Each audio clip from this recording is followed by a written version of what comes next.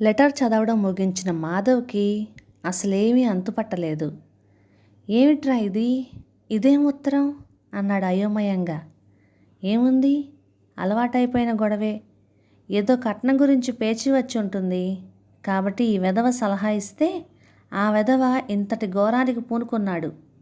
సింహం ఆగ్రహం అవధులు దాటుతోంది. ఏమిటో వెధవ ప్రపంచం. రాను రాను మనుషుల్లో మానవత్వం నశించిపోతోంది. ముందు ముందు ఇంకెంత అన్యాయంగా ఉంటుందో ఊహించుకుంటూనే భయంగా ఉంది అన్నాడు. వర్తమానాన్ని గురించి, భవిష్యత్తు గురించి ఏకకాలంలో బాధపడిపోయి తన పనిలో పడిపోయాడు మాధవ్. సింహం మాత్రం ఆ ఉత్తరం పట్టుకొని అమిత సీరియస్గా ఆలోచించడం మొదలుపెట్టాడు.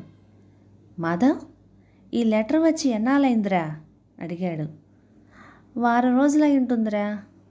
రామకృష్ణ గురించి నీకేం తెలీదా? నాకేం తెలీదు. నేను వచ్చేసరికి గది ఖాళీగా ఉంది. నువ్వు ఈ రూమ్కి మారి ఎన్నాళ్ళైంది? 4 రోజులైందా?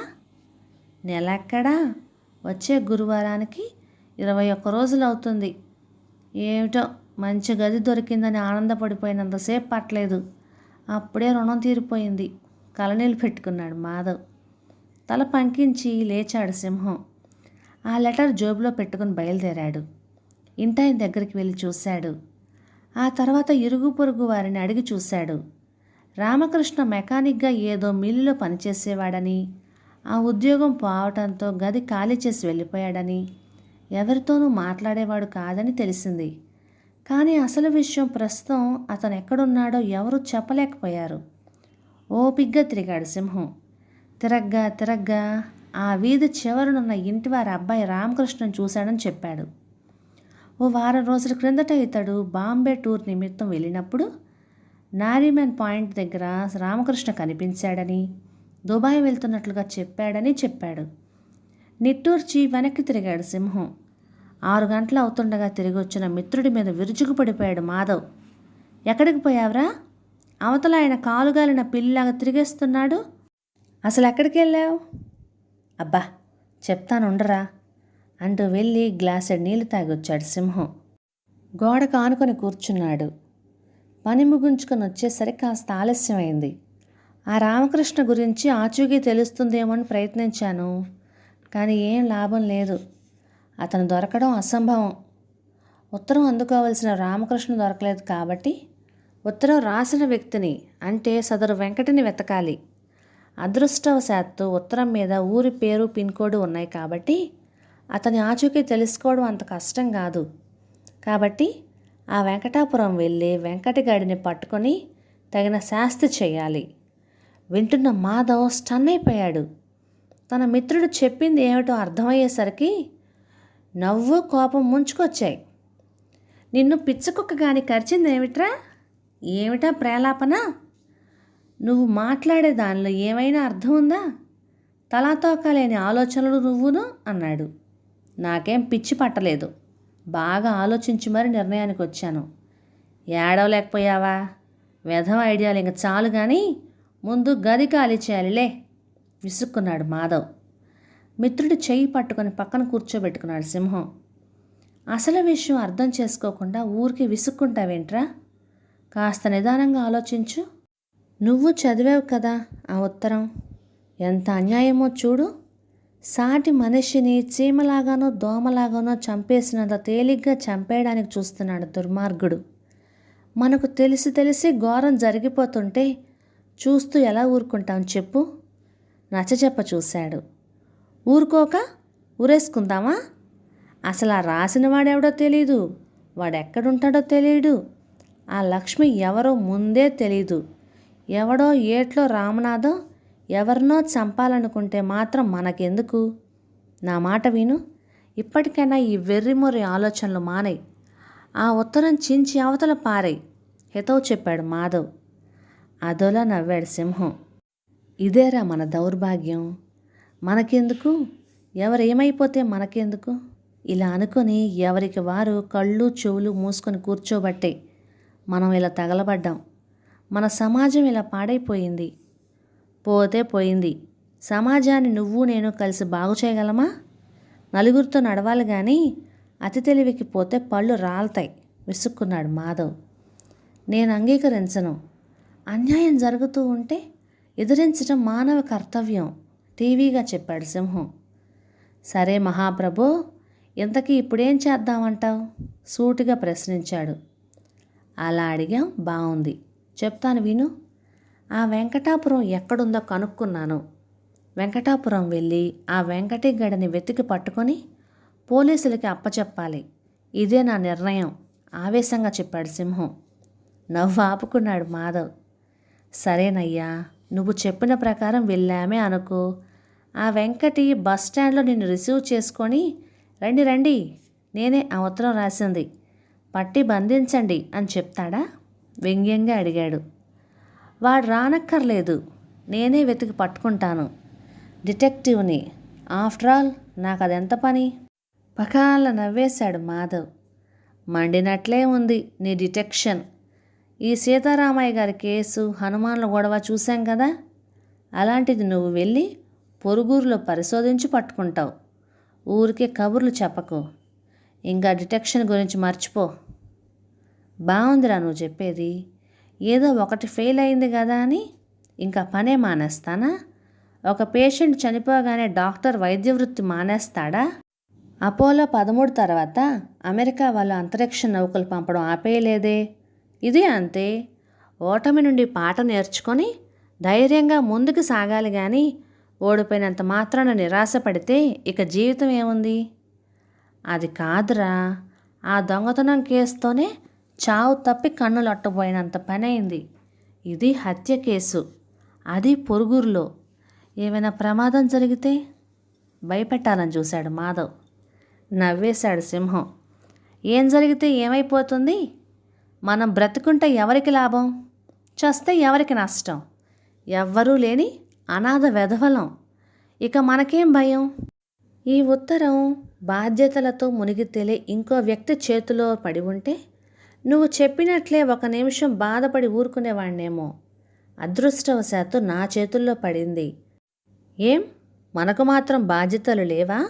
రూమ్ వెతుక్కోవాలి, ఉద్యోగం వెతుక్కోవాలి, ఉక్రోషంగా చెప్పాడు మాధవ్.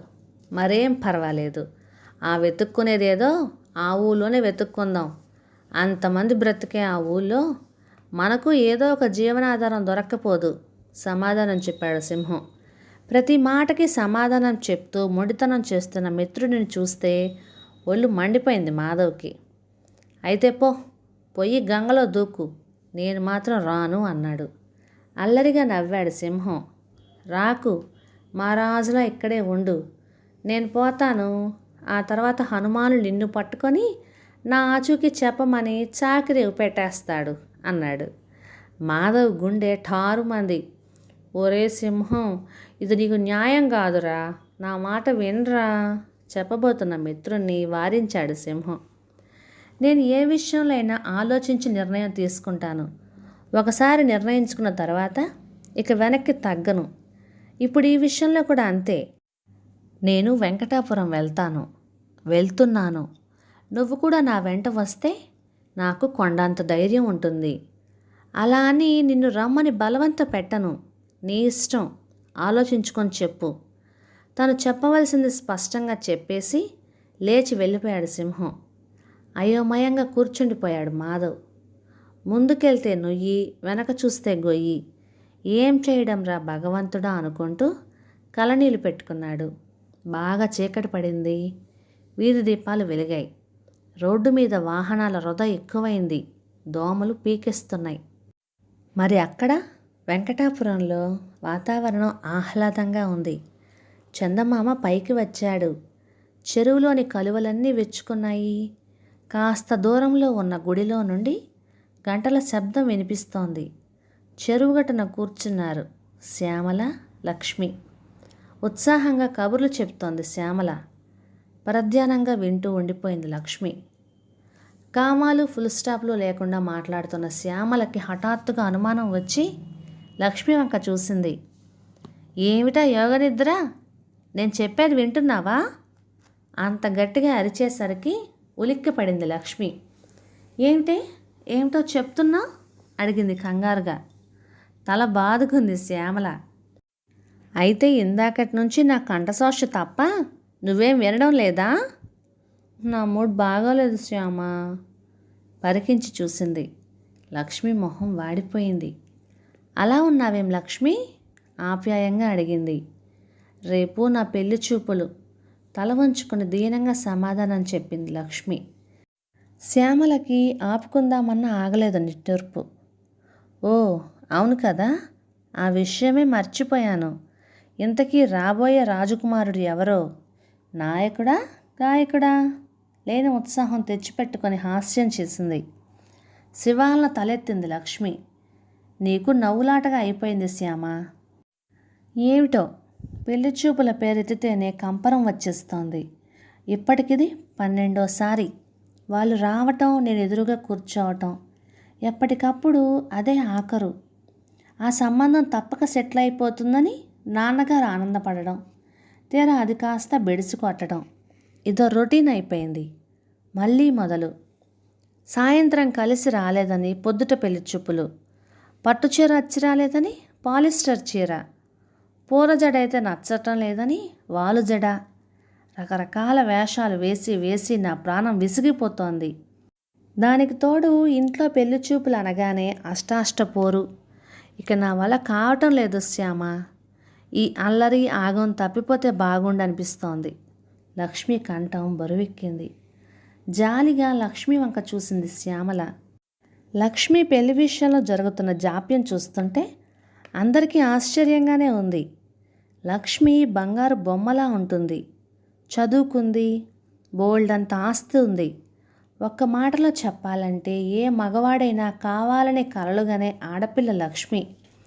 అలాంటి లక్ష్మి పెళ్ళి ఇలా సమస్య అవుతుందని ఎవరూ కలలో కూడా అనుకోలేదు.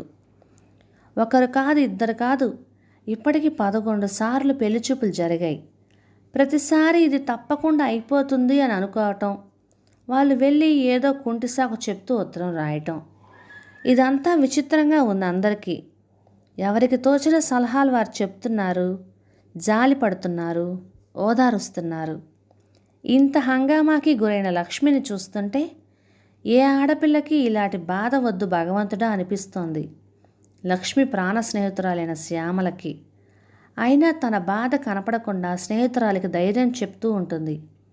భలే దానివే, అయినా నీలాంటి రాజకుమార్తెకు తగిన వరుడు దొరకడం అంటే మాటలా? నీకు తగిన రాజకుమారుడే రావాలి. సమయం వచ్చినప్పుడు వెతుక్కుంటూ వస్తాడు నీకోసం. నేను చెప్తున్నాను, నా మాట నమ్ము. నీ కాబోయే భర్త రేపు నీ ఎదుటికి వస్తాడు అని చెప్పింది. గుడిలో నుంచి గంటలు ఒక్కసారిగా మ్రోగాయి. పద హారతిస్తున్నారు అంటూ లేచింది శ్యామల. ఇద్దరూ గుళ్ళోకి వెళ్ళారు. మరోవైపు వసంతలక్ష్మి వాకిట్లో నుంచి ఇంట్లోకి, ఇంట్లో నుంచి వాకిట్లోకి కాలుగాలిన పిల్లిలాగా తిరిగేస్తోంది. సాయంత్రం 5ంటికి రావాల్సిన భర్త నట్ బోల్ట్ వెంకట్రావు ఇంకా ఇంటికి రాలేదు. అసలు ఆ వేళ పొద్దుట్నుంచి వసంతలక్ష్మి మనసేం బాగాలేదు. భర్త అటు వెళ్ళాడో లేదో గాలి దుమారంలా వచ్చి పడింది పక్కింటావిడ. క్రిందటి రోజు వీళ్ళ దగ్గర అడిగి తీసుకెళ్లిన టేప్ రికార్డర్ మొహాన విసిరికొట్టి నానా మాటలు అని వెళ్ళింది. దాంతో వసంతలక్ష్మికి భర్త మీద పీకల దాకా కోపం వచ్చింది. ఇవాళ అటో ఇటో తేల్చుకుందామని అతను వచ్చే టైంకి వాకిట్లో కాపలా వేసింది. 5ంటికే రావాల్సిన అతడు 6 రాకపోయేసరికి కోపం కాస్త కంగారుగా మారింది. 7 దాటేసరికి ఏడుపు వచ్చినంత పనైంది ఆవిడకి. అంతలో ఎదురింటి కాంతమ్మ వీళ్ళింటికి వచ్చింది. అమ్మాయి పని అయిందా అంటూ పలకరించింది. కంగారుగా అసలు విషయం చెప్పింది వసంత. నీళ్ళు బంగారంగాను, మనిషి ఇంకా ఇంటికి రాకపోతే ఇలా పచార్లు చేస్తూ కూర్చుంటే సరిపోతుందా? పక్కింటి అబ్బాయికి చెప్పి టెలిఫోన్ చేయించలేకపోయావా? సలహా చెప్పింది. వసంతకి మరింత దుఃఖం వచ్చింది. వాళ్ళకి మాకు పోట్లాట వచ్చింది పిన్నిగారు, దీనంగా చెప్పింది. ఏమిటేమిటి? గంగిగోవుల్లాంటి వారు మీతో పోట్లాట? ఆశ్చర్యపోతూ పెద్ద గొంతేసుకుంది అరిచింది ఆవిడ. పక్కింటావిడ వాకిట్లోనే ఉంది. కాంతమ్మ మాట వినగానే రయ్యమని వచ్చేసింది. అనువదిన అను, అక్కడికి వాళ్ళు గంగిగోవులు, మేం పోట్లగిత్తలం. ఊరికే మేం మాత్రం ఎందుకంటాం? జరిగింది విని అప్పుడు చెప్పు అంది ఆవేశంగా. ఏమైంది చెప్పు, వింటాను వినడానికి సిద్ధమై అనింది కాంతమ్మ. ఏం చెప్పమంటావు? నిన్న మా అల్లుడిని ఏడాది లోపల తీసుకొచ్చాం. మా వియ్యపురాలు పెళ్లిలో తిన్నగా మర్యాదలు జరగలేదని మొహం ముడుచుకున్నది. నీకు తెలుసుగా. ఈసారి మర్యాదలు బాగా చెయ్యాలి అని అన్ని ఏర్పాట్లు చేసుకున్నాం. ఆవిడకి పాటలు పద్యాలు చాలా ఇష్టం అంట. మా ఇంట్లో టేప్ రికార్డర్ లేదు కదా. ఎక్కడి నుంచైనా తీసుకుందాం అనుకుంటూ ఉంటే వీళ్ళాయనే వచ్చి బలవంతం చేసి మరీ ఇచ్చి వెళ్ళాడు. మంచి భక్తి పాటల క్యాసెట్లు ఇమ్మన్నాము. భగవద్గీత, విష్ణు సహస్రం అంటూ ఇచ్చి వెళ్ళాడు. నిన్న బస్సు బాగా లేట్ అయిందట. రావడమే దుమ్మదుమ్మలాడుతూ వచ్చింది మా వియ్యపురాలు. సరే కాఫీ టిఫిను ఇచ్చి వీళ్ళిచ్చిన పాటలు పెట్టాం. భగవద్గీత లేదు, బండలు లేదు. గుండాబత్తుల బుచ్చమ్మ ఎండాకాలం ఏంటమ్మా అంటూ పాట మొదలైంది. అందరం కంగారు పడిపోయాం. ఆపుదామంటే ఆగితేనా? అదంతా కావాలని చేశామని మండిపోయింది ఆవిడ అని చెప్పింది. ఓస్ ఇంతేనా? నేను ఇంకేమిటో అనుకున్నాను. పొరపాటున ఒకదాని బదులు మరొకటి ఇచ్చారు కాబోలు. అయినా విచిత్రం కాకపోతే ఆవిడకి అంత కోపం ఎందుకు వచ్చిందంట అంది కాంతమ్మ. ఆవిడ గారి అసలు పేరు బుచ్చమ్మట. ఫ్యాషన్గా ఉంటుందని భువనేశ్వరి అని మార్చుకుందిట. మాకేం తెలుసు. రాత్రంతా నానా హంగామా చేసి తెల్లారేసరికి వెళ్ళిపోయారు వాళ్ళు. పిల్లనిచ్చుకున్న వాళ్ళం కదా, దాన్ని ఎక్కడ సాధిస్తారో అని భయంగా ఉంది అని దీనంగా చెప్పింది ఆవిడ.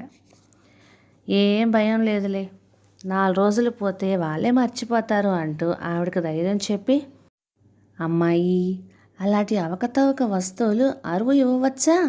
తప్పు కదూ అంటూ వసంతని మందలించింది. మీకు తెలుసు కదా ఆయన సంగతి అంది వసంత దీనంగా. ఆయన ప్రసక్తి వచ్చేసరికి అందరికీ ఆయన గుర్తొచ్చాడు. అయిపోయింది, అది అయిపోయింది. వాళ్ళు కావాలని చేయలేదుగా, అన్నీ మర్చిపోండి. అతను ఇంకా రాలేదుట.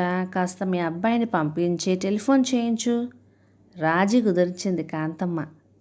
అబ్బాయి ఇంట్లో లేడు, రాగానే పంపిస్తాను అంది ఆవిడ. ముగ్గురు అబ్బాయి కోసం చూస్తూ ఉండగానే వచ్చాడు వెంకటేశ్వరరావు. ఒంటరిగా రాలేదు, స్కూటర్ ఒకటి తీసుకొని వచ్చాడు. పాతకాలం నాటి స్కూటర్ అది. ఇంజన్ కవర్లు 2 లేవు, బోడిగా ఉంది. ఏమిటి అవతారం? ఎందుకింత ఆలస్యమైంది? కంగారుగా అడిగింది వసంత. రోజు బస్సులో వచ్చేవాడిని, ఇవాళ స్కూటర్ కదా, అందుకే ఆలస్యమైంది చెప్పాడు. ఎవరిది స్కూటర్? అనుమానంగా అడిగింది ఆవిడ. ఇంకెవరిదో అయితే నేనెందుకు తీసుకొస్తాను, మనదే గర్వంగా చెప్పాడు. మనదా? అవును, కొన్నాను. మా ఫ్రెండ్ ఒకడు చౌకగా అమ్మేస్తున్నాడని కొనేశాను, 1500. ఈ మొద్దుకి అంత పోసి కొన్నారా? ఎందుకు పనికొస్తుంది ఇది? బండికా? బ్రహ్మాండంగా ఉంది. కొంచెం మైనర్ రిపేర్లు ఉన్నాయి, అవి నేను చేసేయగలను. ఆ తర్వాత పెయింటింగ్ చేయిస్తే విమానంలో నడుస్తుంది గర్వంగా చెప్పాడు. ఆ నడిచేలాగానే ఉందిలే దీని మొహం చూస్తుంటే. ఎన్నిసార్లు చెప్పాను ఈ అనాకాని వస్తువులు వద్దండి అని, వింటారా? వీటితో నా ప్రాణం విసిగిపోతోంది. ఇవాళ ఎంత రభస అయిపోయిందో తెలుసా అంటూ జరిగిందంతా వివరించింది. ఇది మరీ బాగుందే. టేప్ రికార్డర్ ఇచ్చేటప్పుడే అది ఎలా వాడాలో స్పష్టంగా చెప్పాను. ఒక్క స్టాప్ స్విచ్ మాత్రమే నొక్కితే ఆగదండి, దాని పక్కనున్న 2వ స్విచ్ కూడా 2 కలిపి నొక్కితే చాలు అని చిలక్కి చెప్పినట్టు చెప్పాను. చెప్పింది సరిగ్గా వినకుండా అవస్థ పడిపోయి మన మీదకి దండయాత్ర చేస్తే ఎలా? విసుక్కున్నాడు అతను. పక్కింటి ఆవిడకు కోపం వచ్చింది. ఏమో నాయనా, ఇలాంటి మహత్తరమైన వస్తువుల వాడకం గురించి మాలాంటి సామాన్యులకు ఒక పటాన అర్థం కాదులే. ఎందుకైనా మంచిది ఈ స్కూటర్ మాత్రం ఎవరికి అరువు ఇవ్వబాకు అనేసి వెళ్ళిపోయింది. వసంతకు కోపం వచ్చేసి భర్తతో పోట్లాటకు దిగింది. అతను గట్టిగానే పోట్లాడాడు. ఇద్దరు హోరాహోరీగా యుద్ధం మొదలుపెట్టారు. ఇక్కడ ఇలా ఉంటే అక్కడ మొదటి ఆట సినిమా వదిలారు. హాల్లో నుంచి బయటకు వచ్చారు వెంకటేశ్వర్లు, వెంకటాచలం. తాపీగా నడుచుకుంటూ వెళ్ళి రోడ్డు పక్కన బండ మీద కూర్చున్నారు. సిగరెట్లు ముట్టించారు ఇద్దరు.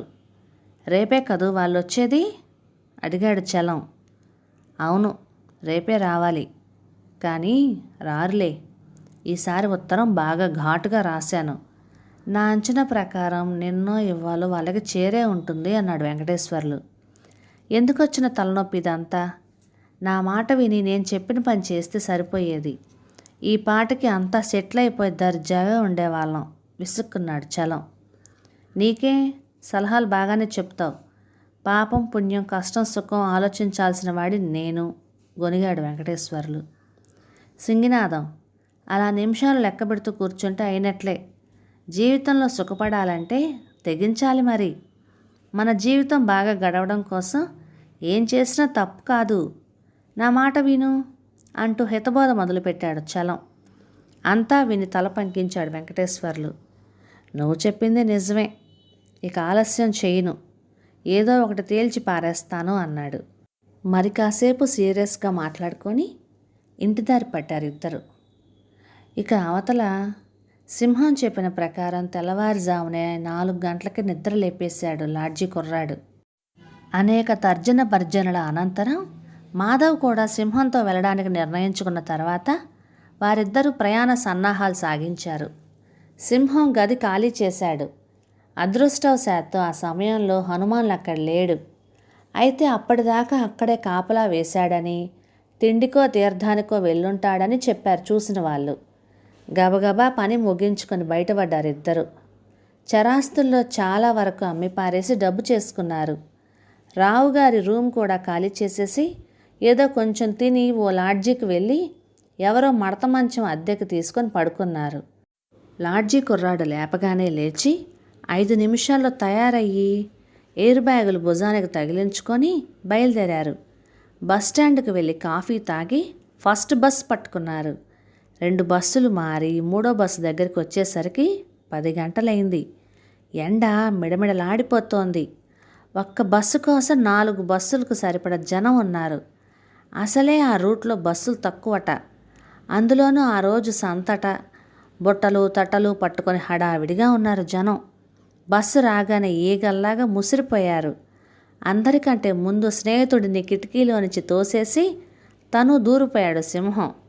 అరగంట తర్వాత కదిలింది బస్సు. కిటికీ పక్కన కూర్చున్న సింహం బాగానే ఉన్నాడు కానీ సీటు చివర కూర్చున్న మాధవ్ పరిస్థితి దయనీయంగా ఉంది. ఓ ఇల్లాలు సంసార సమేతంగా బస్సు ఎక్కింది. మాధవ్ ఒడిలో ఒక పిల్లని, అతడి కాళ్ళ దగ్గర ఇంకో పిల్లని కూర్చోబెట్టింది. అతని భుజానికి ఒక బుట్ట తగిలించి 4 కోళ్ల కట్ట అతని నెత్తిన ఆనుకునేలాగా పట్టుకొని నిలబడింది. సీతారామయ్య గారిని, అప్పలమ్మని, హనుమాన్ని, సింహాన్ని హోల్సేల్న తిట్టుకుంటూ కూర్చున్నాడు మాధవ్. కాసేపటికి ఆ రద్దీ కొంచెం తగ్గింది. మరో అరగంటలో వెళ్ళిపోతాం అన్నాడు సింహం ఆనందంగా. చిర్రెత్తుకొచ్చింది మాధవ్కి. ఏదో పెళ్ళికి వెళ్తున్నట్లు మహా సరదా పడిపోతున్నా. నువ్వెంత ప్రమాదంలో తరదూరుస్తున్నావో నీకేం అర్థం కావడం లేదు. చిద్విలాసంగా నవ్వాడు సింహం. చూడరా మాధవ్, మానవాతీతమైన శక్తి ఒకటి ఉంటుందని, అందరినీ చదరంగంలో పావుల్లాగా ఆడించేవాడు పైన ఉన్నాడని ప్రగాఢంగా నమ్మేవారిలో నేను ఒకణ్ణి. ఆ కేసు ఫెయిల్ అవ్వడం, నీ ఉద్యోగం పోవటం, ఈయన నిన్ను రూమ్ ఖాళీ చేసి పొమ్మనడం, ఆ తర్వాత ఆ ఉత్తరం దొరకడం, ఇదంతా ఆలోచిస్తుంటే వింతగా లేదు? పటిష్టంగా ప్లాన్ చేసి జరుగుతున్నట్టుగా అనిపించడం లేదా? నీకు చిరాగ్గా ఉన్నా నాకు మాత్రం భలే థ్రిల్లింగ్గా ఉంది. ఇక ప్రమాదం సింగినాదం అంటావా? అక్కడెక్కడో ఉన్న నన్ను తీసుకొచ్చి వెంకటాపురంలో పడేస్తున్న ఆ పైవాడే నాకు అండగా ఉంటాడు అన్నాడు పరవశంగా. విసురుగా మొహం తిప్పేసుకున్నాడు మాధవ్. గాల్లో దీపం పెట్టి, దేవుడా నీ మహిమే అంటే ఇదిగో ఇదే గొనుక్కున్నాడు. బస్సు గమ్యం చేరింది. వెంకటాపురం దిగండి అంటూ అరిచాడు కండక్టర్. ఇద్దరూ బస్ దిగారు. బస్ వెళ్ళిపోయింది. కుతూహలంగా చుట్టూ చూశాడు సింహం. ఊరు సుమారుగా ఉంది. బజారంతా రోడ్డు మీదే ఉందేమో అనేలా ఉంది. కొంచెం దూరంలో 2-3 కాఫీ హోటళ్ళు, దాని కాస్త దూరంలో సినిమా హాలు. పాత రాముడు భీముడు సినిమా ఆడుతోంది. ఇంకాస్త ముందుకు వెళ్తే రకరకాల దుకాణాలు వరుసగా ఉన్నాయి. కొంచెం దూరంలో ఊరు కనిపిస్తూ ఉంది. బస్సు ఆగిన శబ్దం విని హోటల్లో నుంచి బయటకు వచ్చాడు మనిషి. వీళ్ళని చూడగానే పరిగెట్టుకుంటూ వీళ్ళ దగ్గరికి వచ్చాడు. రండి రండి, మీకోసమే చూస్తున్నా అన్నాడు బొంగురు గొంతుతో. తెల్లబోయారు మిత్రద్వయం. హఠాత్తుగా ప్రత్యక్షమైన శాల్తీని ఏకాదిగా చూశారు. మనిషి దిట్టంగా ఉన్నాడు. చేతుల బనీను, గెర్జాల జుట్టుకి ఆవదం రాసుకుని దూకున్నాడు. మెల్లో ఆంజనేయస్వామి బిల్ల, జబ్బకి తావీదు, ఎర్రటి కళ్ళు, బుర్ర మీసాలు. రండి, మీకోసం పొద్దుటి నుంచి ఇక్కడే కూర్చున్నాను రెట్టించాడతను. మాధవ్ గుండె ఠారుమంది. ఒరేయ్, వీడి గెటప్పు ఆ హనుమాన్లకి తమ్ముళ్ళా లేడు? భయంగా గుసగుసలాడాడు. మాకోసం వచ్చావా? అసలు నువ్వెవరు అడిగాడు సింహం. నా పేరు హనుమంతుడు. కీచుమంటూ అరిచి పారిపోయాడు మాధవ్. గబాల్న అతన్ని దొరకబుచ్చుకున్నాడు సింహం. హనుమంతు, నువ్వు అంటూ మాట్లాడబోయిన సింహాన్ని వారించాడు హనుమంతు. మీరు రాగానే కబుర్లేసుకొని కూర్చోకుండా వెంట తీసుకొని రమ్మని చెప్పారు. పదండి వెళ్దాం అంటూ ఇద్దరి చేతిలో నుంచి బ్యాగులు జబర్దస్తిగా లాక్కొని చెరో భుజానికి తగిలించేసుకొని ఇక పదండి అంటూ నడక ప్రారంభించాడు. సింహం వారిస్తున్నా వినిపించుకోలేదు. ఇదెక్కడి గొడవరా? వీడెవడో వాడి తాతలా ఉన్నాడు. అసలు వాడికి వీడికి సంబంధం కానీ లేదు కదా. నాకేంటో భయం వేస్తోంది తడబడిపోయాడు మాధవ్. నోర్మై, వెధవ అనుమానాలు నువ్వును. మనల్ని చూసి ఎవరో అనుకుంటున్నాడు. వాడి వెంట వెళ్దాం, ఎవరితోనైనా పరిచయం అవుతుంది, పద అన్నాడు సింహం. అప్పటికే అంత దూరం వెళ్ళిపోయాడు హనుమంతు. అతని వెంట పడ్డారిద్దరూ. గబగబా అంగలు వేసుకుంటూ వెళ్ళిపోతున్న హనుమంతుని ఫాలో అవటానికి దాదాపుగా పరిగెట్టాల్సి వచ్చింది వీరిద్దరికీ. వెళ్ళి ఓ ఇంట్లోకి వెళ్ళిపోయాడు హనుమంతు. వెనకాలే వెళ్ళారు వీళ్ళిద్దరూను. ఎండ, టెన్షన్, దానికి సాయంగా పరుగు అన్నీ ఏకమై ఆయాసం వచ్చింది ఇద్దరికి. అందులోనూ ఎండలో నుంచి చీకట్లోకి వెళ్ళేసరికి కళ్ళు కనిపించడం మానేశాయి. వీళ్ళు కాస్త సర్దుకునే లోపలే 4-5 మగవాళ్ళు ఎదురొచ్చి వీళ్ళని ఆహ్వానించి కాళ్ళు కడిగించి లోపలికి తీసుకువెళ్ళి చెరో చెక్క కుర్చీలోనూ కూలేశారు. మంచినీళ్ళు తెచ్చిచ్చారు. గటగట 2 గ్లాసులు నీళ్లు తాగి కాస్త తేరుకున్నారు ఇద్దరు. వీళ్ళని చూసి ఆప్యాయంగా నవ్వారు వాళ్ళు. వీళ్ళు కూడా కృతజ్ఞతగా నవ్వారు. ఈయన సుబ్బారావు, ఈయన వెంకట్రావు అంటూ పరిచయం చేశారు ఒక ఆయన. పరిచయం చేశాక నమస్కారం పెట్టాలి కాబట్టి అందరికీ నమస్కారాలు పెట్టారు సింహం, మాధవ్. ఇక తమని పరిచయం చేసుకుందాం అనుకుంటూ ఉండగానే నోరిప్పాడు పరిచయాలు చేసిన ఆయన. మేనమామ అంటే వయస్సులో పెద్దవారేమో అనుకున్నాం, తీరా చూస్తే ఇద్దరు ఒకే వయస్సులో ఉన్నారు. ఇంతకీ మీ ఇద్దరిలో ఎవరు మేనమామ అని అడిగాడు. నోరు ఆవలించాడు మాధవ్. మేనమామ? అలాంటి వారెవరూ లేరు, మేమిద్దరం స్నేహితులం అని చెప్పాడు సింహం. ఓ, అదా సంగతి. అయితే గోవిందరాజులు గారు రాలేదన్నమాట. గోవిందరాజులు గారు ఎవరండి? అరే, ఆశ్చర్యంగా ఉంది. మీకు గోవిందరాజులు గారు తెలీదా? వ్యాసమూర్తి గారి మేనమామ గారు. వ్యాసమూర్తి గారు ఎవరండి? అదే మేము అడుగుతున్నాం, మీలో వ్యాసమూర్తి ఎవరు అని. మాలో వ్యాసమూర్తి ఎవరు లేరండి. నా పేరు సింహం, వీడి పేరు మాధవ్. ఇది మరీ బాగుందండి. గోవిందరాజులు గారు లేరు సరే, కానీ వ్యాసమూర్తి గారు కూడా రాకుండా మిమ్మల్ని పంపడం ఇదేం మర్యాద చెప్పండి? నిష్ఠూరంగా అడిగాడు ఆయన. వీళ్ళిలా తికమక పడుతూ ఉండగానే వాకిలి దగ్గర కలకలం వినిపించింది. అమ్మాయిని తీసుకొచ్చారు 2 ఆడవాళ్ళు. అనుకోని సంఘటన ఎదురయ్యేసరికి అదిరిపడి లేచి నుంచున్నారు మిత్రులిద్దరూను. ఒక విధంగా పెళ్లిచూపుల తతంగానికి అలవాటు పడిపోయిన లక్ష్మి హాల్లోకి రాగానే తలెత్తి చూసింది. సింపుల్గా ఉండి తను రాగానే లేచి నిలబడి బుద్ధిగా తలంచుకున్న మాధవ్ని చూడగానే నచ్చేశాడు. మన్నించాలి, మీరు పొరపాటు పడ్డారు. మేము పెళ్లిచూపుల కోసం రాలేదు తడబడుతూ చెప్పేశాడు సింహం. అప్పటి వరకు ప్రసన్నంగా ఉన్నవారందరి మొహాలు ఎర్రబడ్డాయి. అందరిలోకి పెద్దవాడైన వెంకట్రావు లేచి నిలబడ్డాడు. లక్ష్మిని లోపలికి తీసుకెళ్ళండి అని కసిరాడు. పక్కన బాంబు పడ్డట్టుగా అదిరిపడ్డాడు సింహం. లక్ష్మి? గిర్రున వెనక్కి తిరిగి చూశాడు. అప్పటికి గడప దాటి వెళ్ళిపోయింది. మీరు పెళ్లిచూపులకి రాలేదా? అసలు ఎవరు మీరు? మా ఇంటికి ఎందుకు వచ్చారు? నిలదీసి అడిగాడు వెంకట్రావు. అందరూ తమ వంక చూస్తున్న చూపులు సూదుల్లా గుచ్చుకున్నాయి మాధవ్కి. పిచ్చి చూపులు చూస్తూ నిలబడిపోయిన మిత్రుడి మీద పీకల దాకా కోపం వచ్చింది. అటువంటి అసహ్యకరమైన పరిస్థితుల్లో ఇరుక్కున్నందుకు దుఃఖం వచ్చింది. ఎందుకు వచ్చావంటే మా కర్మ, వద్దురా అంటే విన్నాడా ఈ వెధవ? ఛీ, నాకేడుపు వస్తోంది. ఇంకొక క్షణం కూడా ఇక్కడ ఉండను, బస్సుకి వెళ్ళిపోతాను అని సమాధానం చెప్పి వాకిట్లోకి దూసుకుపోయాడు. అనుకోని సంఘటన ఎదురయ్యేసరికి ఏం చెయ్యాలా అని ఆలోచించసాగాడు సింహం. అసలు అతనిలోని గొప్పతనం అదే. ఏదైనా ప్రమాదం ఎదురైతే కంగారు పుట్టి ఉన్న తెలివి కూడా ఊడిపోతుంది అందరికీ. అతనికి అలా కాదు, బుర్ర మరింత చురుగ్గా పనిచేస్తుంది. ప్రస్తుత పరిస్థితిలో కూడా అలాగే పనిచేసింది. అప్పటికప్పుడే చక్కటి పథకం తయారు చేసుకున్నాడు. ఇంతకీ సింహం తయారు చేసుకున్న పథకం ఏమిటి? మాధవ్ బస్సెక్కి వెళ్ళిపోయాడా? ఇంతకీ ఆ ఉత్తరంలో ఉన్న లక్ష్మి, పెళ్లి చూపుల్లో లక్ష్మి ఒకరేనా, వేరువేరా? వెంకటి ఎవరు? ఇవన్నీ తర్వాయి భాగంలో చూద్దాం. ఈ కథ మీకు నచ్చినట్లయితే లైక్ చేయండి, షేర్ చేయండి, సబ్స్క్రైబ్ చేయండి. Thank you.